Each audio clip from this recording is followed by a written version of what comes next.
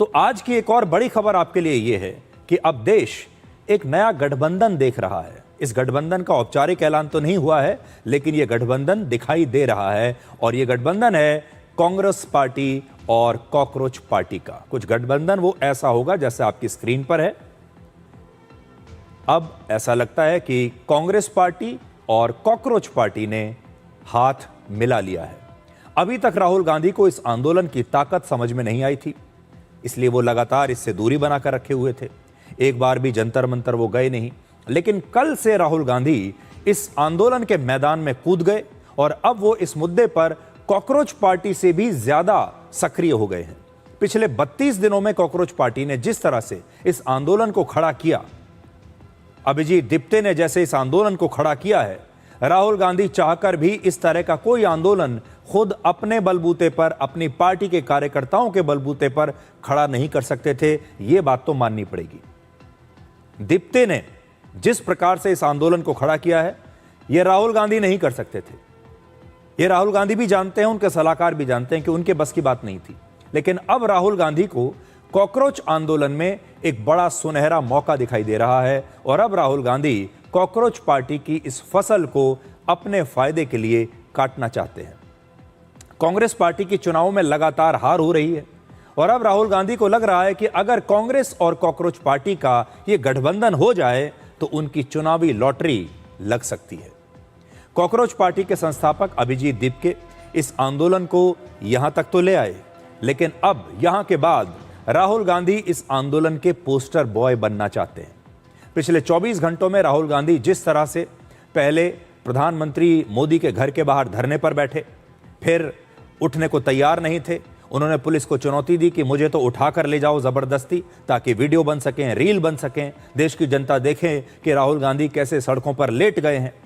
फिर उन्होंने संसद भवन में प्रोटेस्ट किया और फिर पेपर लीक को लेकर आज एक लंबी चौड़ी प्रेस कॉन्फ्रेंस की, जिसमें उन्होंने एक पावर पॉइंट प्रेजेंटेशन भी पेश की कि कैसे भारत का जो शिक्षा व्यवस्था है वो पूरी तरीके से चरमरा चुकी है। और अब वो शिक्षा मंत्री धर्मेंद्र प्रधान के इस्तीफे की मांग पर अड़े हुए हैं। उससे ऐसा लगता है कि राहुल गांधी ने तय कर लिया है कि अब मेहनत अभिजीत दिप्ते की होगी और चेहरा राहुल गांधी का होगा। आपको याद होगा, वर्ष 1975 में रिलीज हुई फिल्म शोले में एक बड़ा मशहूर डायलॉग था, जिसमें गब्बर सिंह ठाकुर से कहता है, ये हाथ हमको दे दो ठाकुर। और अब ऐसा लगता है कि राहुल गांधी भी आज अभिजीत दिप्ते से यही कह रहे हैं कि आंदोलन मुझे दे दो दिप्ते। ये तस्वीर आप देखिए, राहुल गांधी अब चाहते हैं ये आंदोलन मुझे दे दो दिप्ते। अब तक जितना तुमने आंदोलन खड़ा किया है वो ठीक है, अब मैं इसे लीड करना चाहता हूं, मैं इसका पोस्टर बॉय बनना चाहता हूं, ये आंदोलन मुझे दे दो।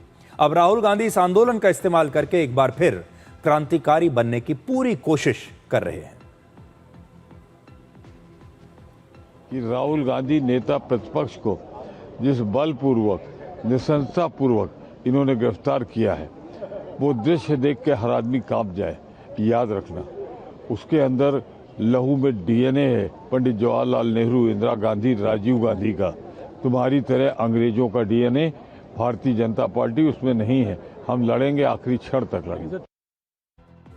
तो अब राहुल गांधी के सलाहकारों ने भी उन्हें समझा दिया है कि अब आप इस आंदोलन से जुड़ जाइए, इस आंदोलन को अभिजीत दिप्ते से छीन लीजिए और अब हमारे कार्यकर्ता इसे आगे लेकर जाएंगे। आज राहुल गांधी ने पेपर लीक के मामले पर जो लंबी चौड़ी प्रेस कॉन्फ्रेंस की, उसमें उन्होंने दावा किया कि पिछले 10 वर्षों में जब से मोदी सरकार आई है 152 पेपर लीक हो चुके हैं। लेकिन वो ये बताना भूल गए कि कांग्रेस सरकार के शासनकाल में कितने क्वेश्चन पेपर लीक होते थे। आज हम राहुल गांधी को ये याद दिलाना चाहते हैं कि यूपीए सरकार के दौरान कितने पेपर लीक हुए और तब राहुल गांधी और कांग्रेस पार्टी की सरकार ने क्या किया। यूपीए सरकार के दौरान वर्ष 2004 से 2009 तक अर्जुन सिंह शिक्षा मंत्री थे, 2009 से 2012 तक कपिल सिब्बल शिक्षा मंत्री रहे और 2012 से 2014 तक एम पल्लम राजू शिक्षा मंत्री रहे। और इनमें से किसी भी शिक्षा मंत्री ने पेपर लीक होने के बाद इस्तीफा नहीं दिया। यानी कांग्रेस की सरकार में ऐसा कोई उदाहरण नहीं मिलता।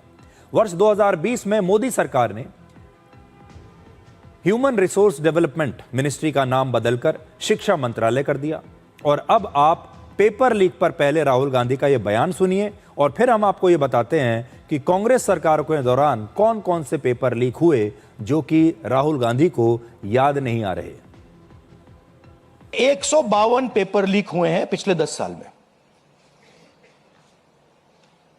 सच्चाई नहीं मालूम, क्योंकि ये 300 भी हो सकता है, क्योंकि बहुत सारी बार पेपर लीक हो गया, किसी को पता भी नहीं लगा होगा, वो भी हो सकता है। बट जो हमें मालूम है 152 152 पेपर लीक हुए हैं। 7.5 करोड़ परिवारों को, स्टूडेंट्स और परिवारों को पेपर लीक ने डैमेज किया है। और स्टूडेंट ये सवाल पूछ रहे हैं, पेपर लीक होता है, 7.5 करोड़ युवाओं का नुकसान होता है, मगर पिछले 10 साल में एक भी कन्विक्शन नहीं हुआ, एक भी व्यक्ति का कन्विक्शन नहीं हुआ, 0। जो सिंबल है इस चीज का, धर्मेंद्र प्रधान मिनिस्टर, सबसे पहले आप सिंबल को हटाइए। बड़ी बात नहीं है। सुसाइड हुए बच्चों के।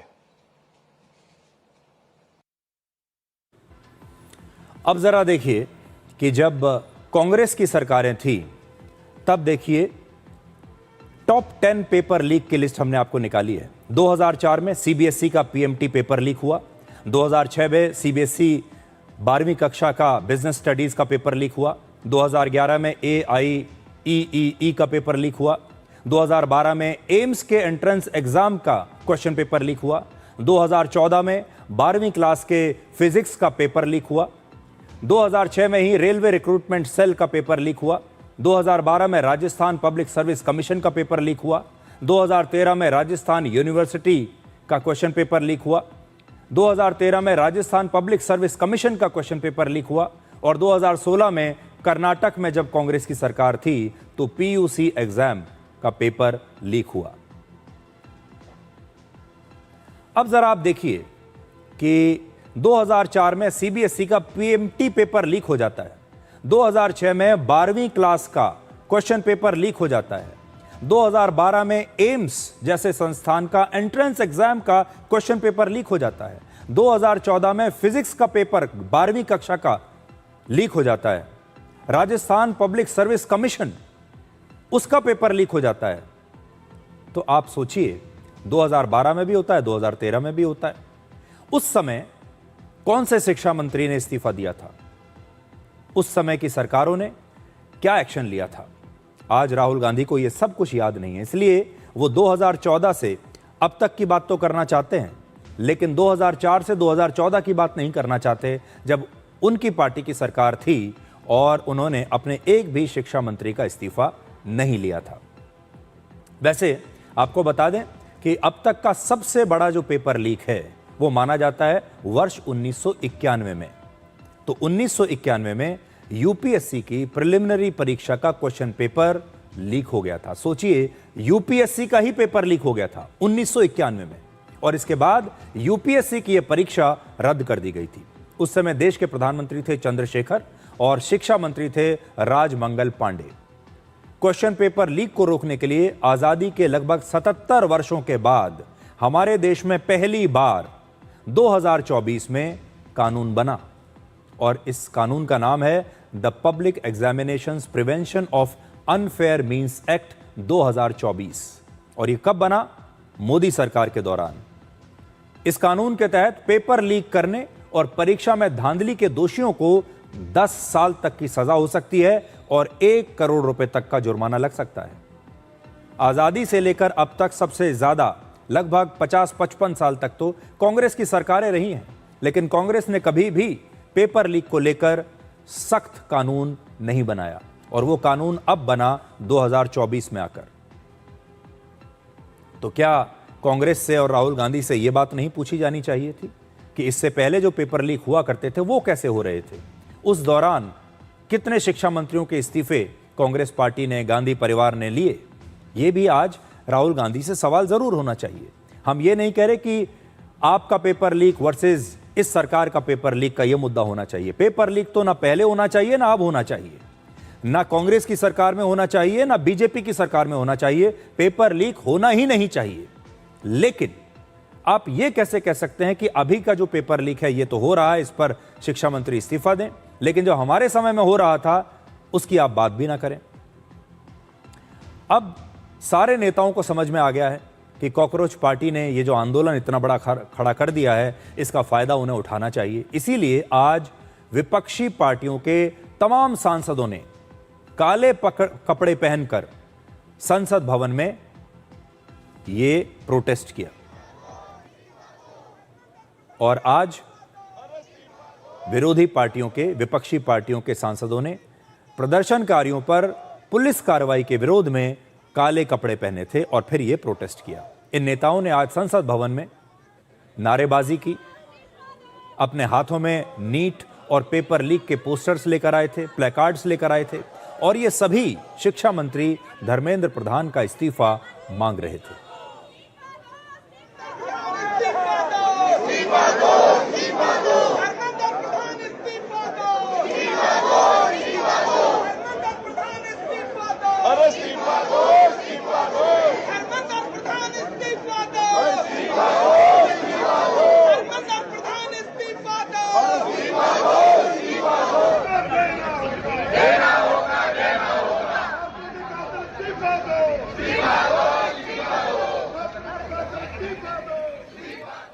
तो सारे विपक्षी नेता अब जाग गए हैं और आप तो जानते हैं नेताओं को सिर्फ वोट दिखाई देते हैं, वोटों की फसल दिखाई देती है।